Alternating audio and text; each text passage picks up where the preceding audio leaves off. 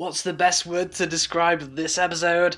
Violent. This was a violent as fuck episode. People are dying left and right, and oh my goodness, Gundam Thunderbolt is proving to be one of the more mature entries into the Gundam franchise that I have seen. I mean, this episode shouts mature. It has death, mutilation, and even hard drug use. So in episode 3 of Gundam Thunderbolt, we see the new pilots get transferred to the mothership of Jas-Guy, and these new pilots turn out to be kids. And yeah, we all know what's going to happen. Lots and lots of kids are going to die, and the captain seems to know that all that is going to happen. She is seen taking lots of drugs to lessen her guilt about sending people, including those kids, to their deaths, and the Jas-Guy doesn't seem too happy about that behaviour. He seems to be really wanting the captain to be healthy and not drugged up. This is because apparently the Jas-Guy and the captain do have a history together, as they were test pilots or something like that together for quite some time before working on the mothership together. I mean, I did think it was kind of out of character that Jas-Guy would be so sensitive towards the captain. I mean, Jas-Guy is this cold-blooded badass, so why would he be so caring towards the well-being of the captain all of a sudden? Meanwhile, on Sniper Guy's ship, the crew are upset that the Sniper Guy lost his hands and lost his feet, all in the name of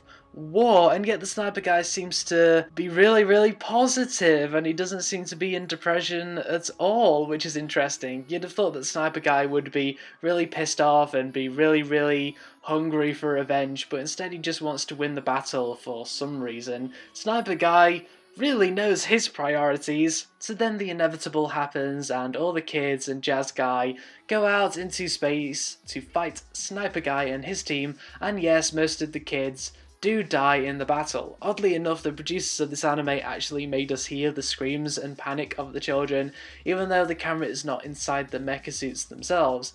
The cameras are actually outside the mecha suits, so I guess that the producers wanted us to feel the shock and horror of lots of kids dying in space.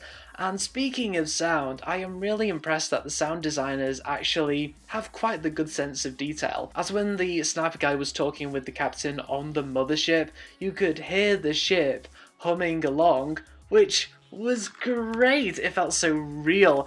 And after lots of people die and lots of mecha suits get blown up and lots of ships get blown up, finally Sniper Guy and Jas-Guy face off. There is going to be one epic mecha battle in the next episode. So yeah, I really loved the presentation of this episode. Once again, Sunrisers really put lots of effort into the animation and sound design of this anime. Thunderbolt has this really high level of detail comparable to comic books drawn by detail enthusiasts, and that style suits this series. I mean, Thunderbolt is a mature mecha anime, so it kind of needs that detail-orientated comic book feel. Even though I still feel that Thunderbolt is sort of a shallow anime, I still think that the high-quality presentation more than makes up for the shallowness. I'm guessing that the next episode will be the final episode, where it's mostly a showdown between Jas-Guy and Sniper Guy. Now, those two are the main characters of this anime, so it will be interesting to see which one lives and which one dies, or if